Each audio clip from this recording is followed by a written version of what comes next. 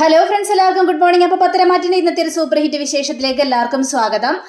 അങ്ങനെ നമ്മുടെ നയനയും ആദർശം കിടന്ന് ഉറങ്ങുകയാണ്. അപ്പോൾ പാതിരാത്രി ആയി കഴിഞ്ഞപ്പോഴേക്കും നയനയ്ക്ക് പെട്ടെന്നൊരു വേദന, വയറുവേദന.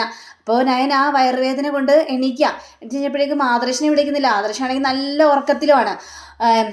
വിളിക്കണ്ട, നല്ല ഉറക്കത്തിലല്ലെന്നൊക്കെ വിചാരിച്ചുകൊണ്ട് ആ നയന ഇങ്ങനെ ഇരിക്കുമ്പോൾ പെട്ടെന്ന് ഛർദ്ദിക്കാനായിട്ട് വരികയാണ്. നയന അവിടെ നിന്ന് ഓടിപ്പോയി വാഷ് ബേസിലോട്ട് പോയിരുന്നു. ഇങ്ങനെ ഭയങ്കര ഛർദ്ദിക്കണ ആ ശബ്ദം കേട്ടിട്ടാണ് നമ്മുടെ ആദർശം എണീക്കുന്നത്.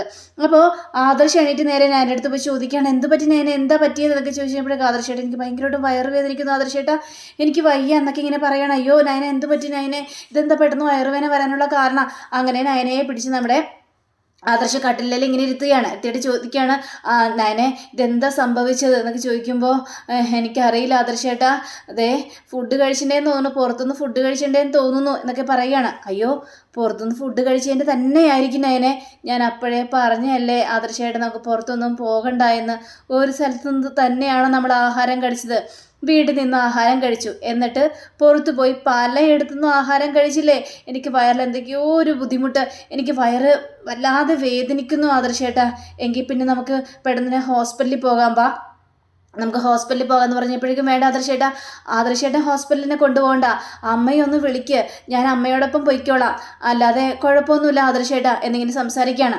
ശരി, ഞാൻ അമ്മയെ വിളിക്കാം എന്നും പറഞ്ഞുകൊണ്ട് നമ്മുടെ ആദർശ് നേരെ ദേവയാനിയെ വിളിക്കുകയാണ്. അപ്പോൾ ദേവയാനിയെ വിളിച്ചു കഴിഞ്ഞപ്പോഴേക്കും ദേവയാനി ധാര ഈ പാതിരാത്രി വിളിക്കുന്നതെന്നൊക്കെ ചിന്തിക്കുകയാണ്. അങ്ങനെ ഫോൺ നോക്കിയപ്പോഴേക്കും മോൻ, അയ്യോ ചേട്ടാ, മോനാണല്ലോ വിളിക്കുന്നത്. എടാ മോനെ, എന്താടാ വിളിച്ചതെന്ന് ചോദിച്ചപ്പോഴേക്കും, അതെ അമ്മ പെട്ടെന്ന് ഇങ്ങോട്ട് വന്നേ, നയനയ്ക്ക് തീരെ വയ്യ, നയനയ്ക്ക് വയറുവേദന എടുക്കുന്ന പറയുന്നത്. ഇത് കേട്ടാ ദേവയാനി ഞെട്ടിപ്പോവാണ്.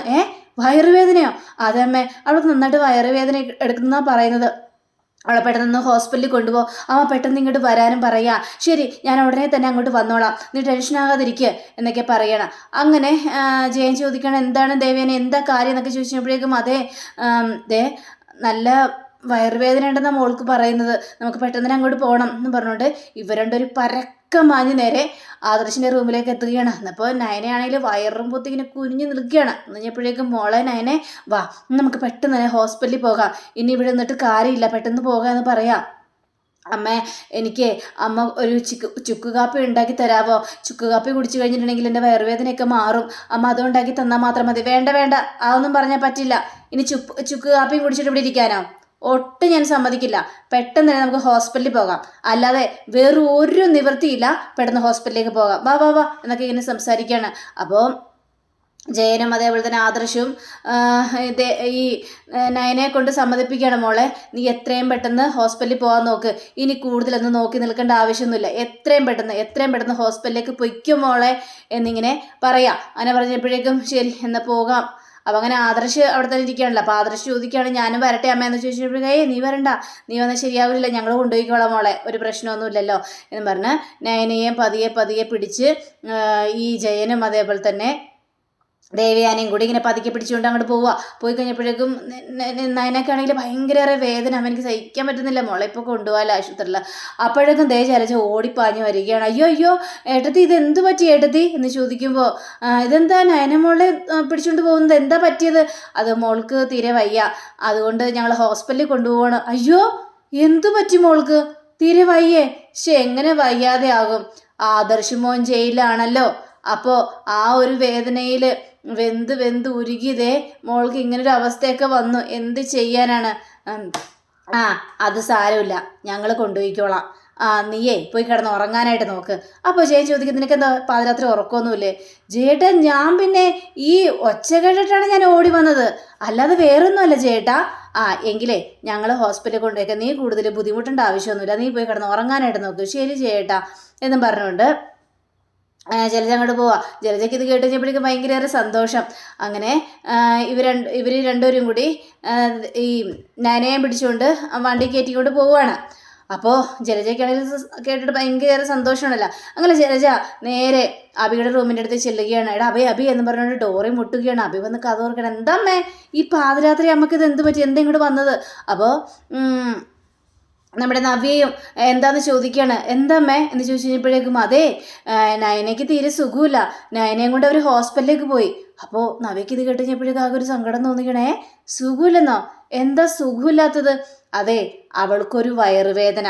ആ ആദർശിനെ കുറിച്ച് ആലോചിച്ച് അവൾക്ക് BP കൂടിയിട്ടുണ്ടാവും. അതുകൊണ്ടായിരിക്കും അവൾക്ക് വയറുവേദന ഇപ്പം സംഭവിച്ചത്. അതുകൊണ്ട് അവളെയും കൊണ്ട് ഹോസ്പിറ്റലിലേക്ക് പോയിരിക്കുകയാണെന്നും പറയാം. ഇത് കഴിഞ്ഞപ്പോഴേക്കും നവ്യാണെങ്കിൽ ദൈവമേ, അവൾ ഈ ഒരു അവസ്ഥയിൽ എനിക്ക് വളരെയേറെ സങ്കടമുണ്ട് എന്ന് നവ്യ പറഞ്ഞു കഴിഞ്ഞപ്പോഴേക്കും അഭി പറയാൻ, നീ എന്തിനാ സങ്കടപ്പെടുന്നത്? നീ സങ്കടപ്പെടേണ്ട ഒരു കാര്യമില്ല നവ്യേ. കാരണം എന്നെ അവർ ജയിലിൽ കയറ്റിയതാ. നീയും ഒരുപാട് സങ്കടപ്പെട്ടിട്ടുണ്ടല്ലോ. അപ്പോൾ അവർ സമാധാനിപ്പിക്കാൻ വന്നിട്ടുണ്ടോ? ഇല്ല.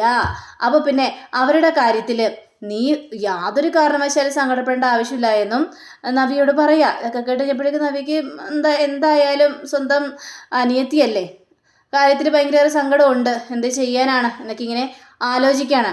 അതേ നവിയെ, നീ അവളുടെ കാര്യത്തിൽ ഒരിക്കലും സങ്കടപ്പെടേണ്ട ആവശ്യമില്ല. പോണെങ്കിൽ അവളുടെ കുഞ്ഞ് തന്നെ പോട്ടെ. ഇനി അവൾക്ക് കുഞ്ഞ് പോയാലും അവൾക്ക് സങ്കടമൊന്നും ഉണ്ടാവില്ല. കാരണം എന്താണെന്നറിയാവോ?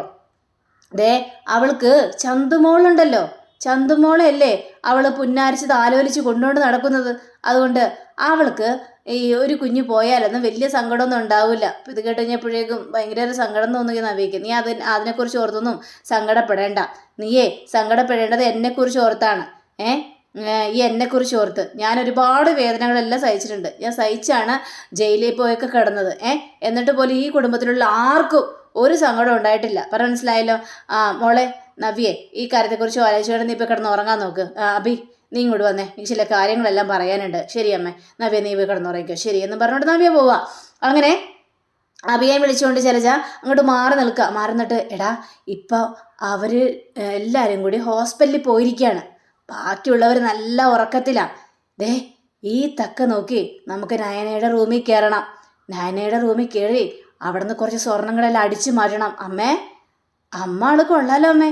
അതേടാ, അല്ലെങ്കിലും അവൾ എന്തിനാണ് ആ സ്വർണം വെച്ച് ഇതാകുന്നത്? അതിൻ്റെ കാര്യമൊന്നുമില്ല. അവൾക്ക് ആ സ്വർണത്തിൽ ഒരു അധികാരം സ്ഥാപിക്കാനായിട്ട് പറ്റില്ല. കാരണം ഇതെല്ലാം കൊടുത്തത് അനന്തപുരി വന്നതിന് ശേഷമാണ്. അവളും അവളുടെ ചേച്ചിയും കൂടി ഈ വീട്ടിലേക്ക് വലിഞ്ഞു കയറി വന്നു, ഒരു ഇല്ലാഞ്ഞിട്ട് കൂടിയും. എന്നിട്ട് അവർക്കെല്ലാം കിട്ടി. പിന്നെ നവ്യ നമ്മളുടെ നേർച്ചക്കോഴിയാണല്ലോ. അതുകൊണ്ട് നവ്യയെക്കുറിച്ച് കൂടുതൽ പറയണ്ട. പക്ഷേ നയന, അവളെ അങ്ങനെ വെറുതെ വിടാനായിട്ട് പാടില്ല മോനെ.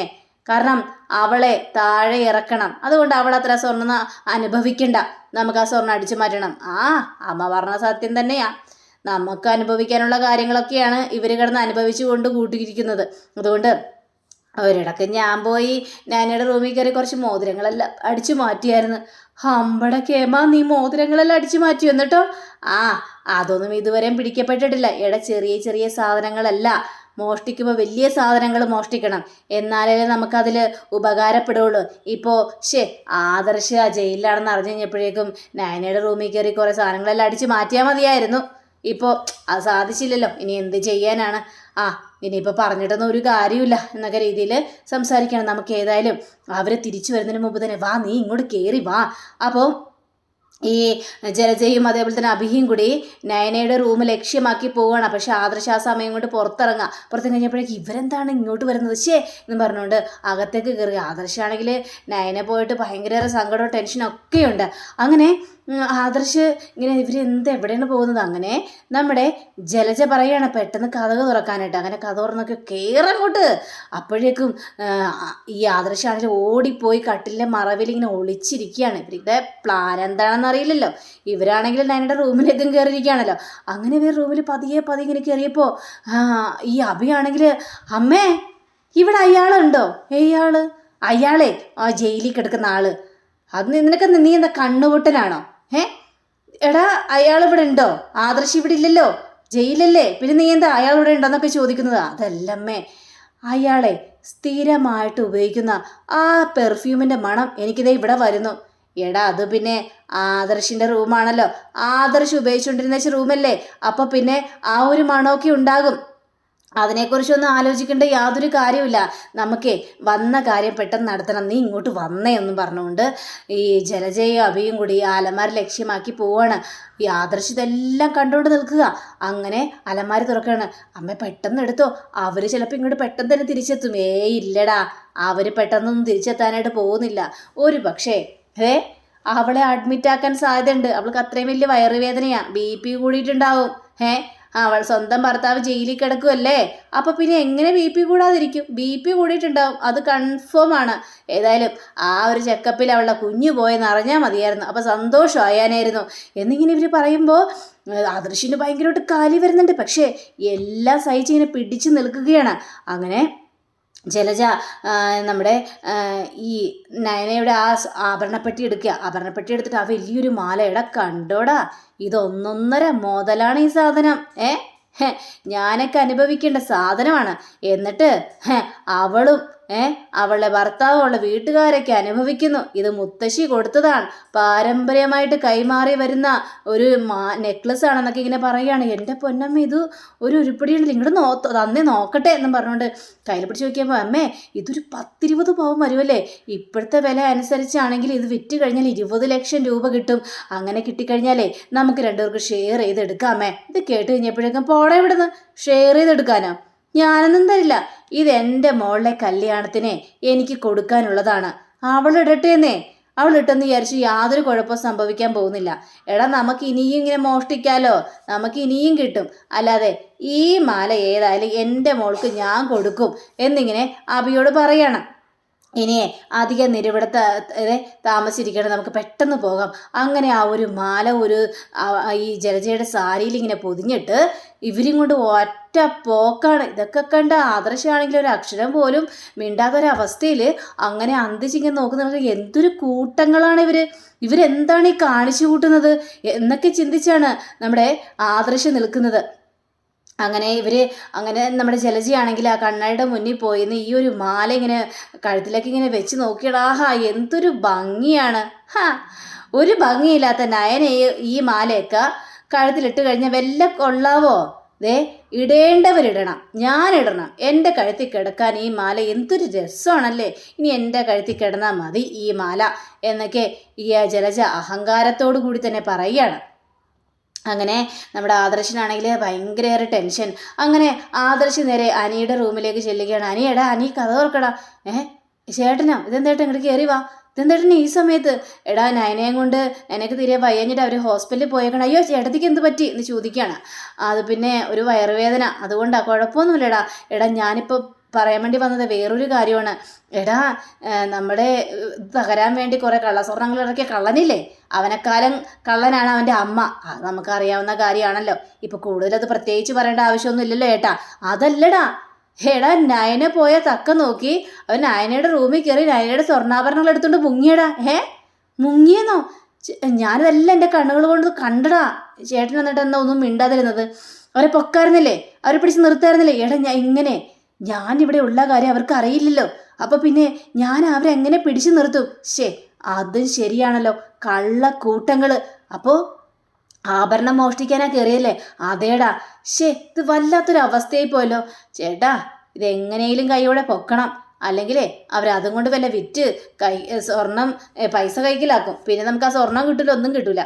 പിന്നെ അവർ തമ്പിട്ട് കളിക്കും. അവരങ്ങനത്തെ കൂട്ടങ്ങളാ. അതുകൊണ്ട് പറയാൻ പറ്റില്ല ഏട്ടാ. ഏതായാലും ഒന്ന് വിളിച്ചു നോക്ക് എന്നൊക്കെ ഇങ്ങനെ പറയുകയാണ് നയനയെ. അപ്പോൾ അങ്ങനെ നമ്മുടെ ദേവയാനിയെ ആദർശ് ഫോൺ വിളിക്കുകയാണ്. അപ്പോൾ ഈ ജയനാണ് ഫോൺ എടുത്തത്. എന്താടാ മോനെ എന്നൊക്കെ ചോദിച്ചപ്പോഴേക്ക് നിങ്ങൾ എവിടെയാ? ഹോസ്പിറ്റലിൽ എന്ത് പറഞ്ഞു? ഞങ്ങൾ വന്നുകൊണ്ടിരിക്കുകയാണ്. നേരെ ഹോസ്പിറ്റലൊക്കെ കാണിച്ചു, ഡോക്ടർ മരുന്ന് കൊടുത്തപ്പോൾ തന്നെ ആ വയറുവേന അങ്ങോട്ട് മാറിയായിരുന്നു.